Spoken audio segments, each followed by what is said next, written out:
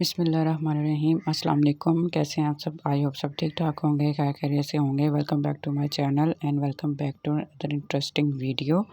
आज मैं लाई हूँ आपके लिए सूजी के हलवे की रेसिपी, जो कि बहुत ही आसान तरीके से बनाई गई है।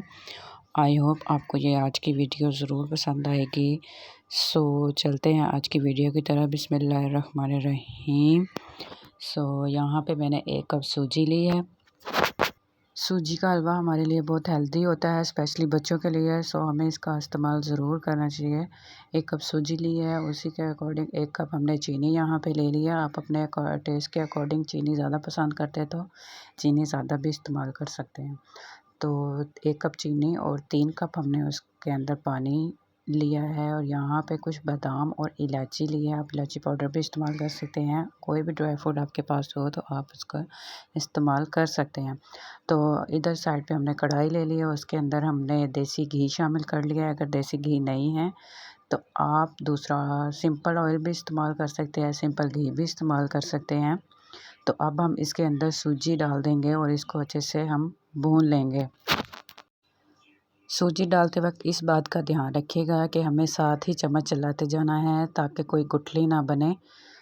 यहाँ पे हम इसको अच्छे से भून लेंगे। इसके भूनने की एक निशानी है, आपको एक अच्छी सी खुशबू आएगी और ये जब भून जाएगी तो ये अलग से ऑयल भी छोड़ देगी। जिन्होंने अभी तक मुझे ज्वाइन नहीं किया, काइंडली मेरे चैनल को ज़रूर सब्सक्राइब करें। यहाँ पे आप देख सकते हैं घी अलग हो गया और सूजी हमारी भुन चुकी है तकरीबन। अब हम इसके अंदर इलायची डाल देंगे। इलायची से बहुत ही अच्छी खुशबू आती है हमारे मीठे में। आप हमेशा मीठे में इलायची ज़रूर इस्तेमाल किया करें। जी हमारी भुन चुकी थी। दूसरी साइड पे हमने एक देगची ली है, उसके अंदर 3 कप पानी शामिल किया है और 1 कप चीनी शामिल की है शीरा बनाने के लिए।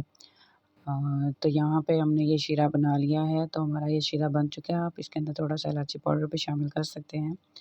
तो सूजी भी हमारी तकरीबन भुन चुकी है। देखिए घी कितना अलग हो गया ऊपर और सूजी का थोड़ा-सा कलर भी लाइट गोल्डन कलर सा आ गया है।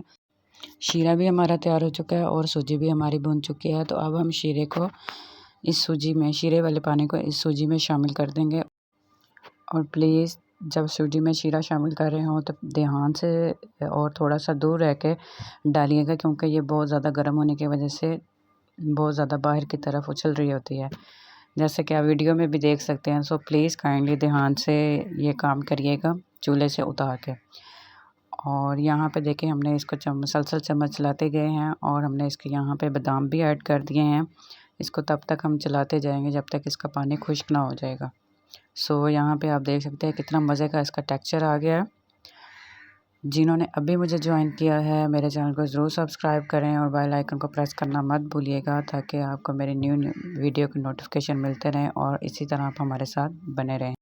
यहाँ पे तकरीबन हमारी सूजी पक चुकी है और इसने ऑयल भी छोड़ दिया है। इसको मज़ीद 5 मिनट तक भूनने के बाद आप इसको चूल्हे को बंद कर दीजिएगा। ये देखिए कितनी मज़ेदार सूजी का हलवा तैयार हो चुका है और ऑयल भी अलग हो चुका है। तो इसका मतलब है हमारी सूजी बिल्कुल डन हो चुकी है।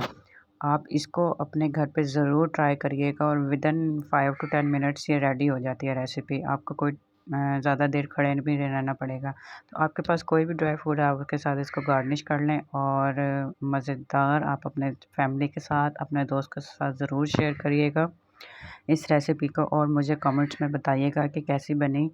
आई होप सबको बहुत पसंद आएगी ये रेसिपी।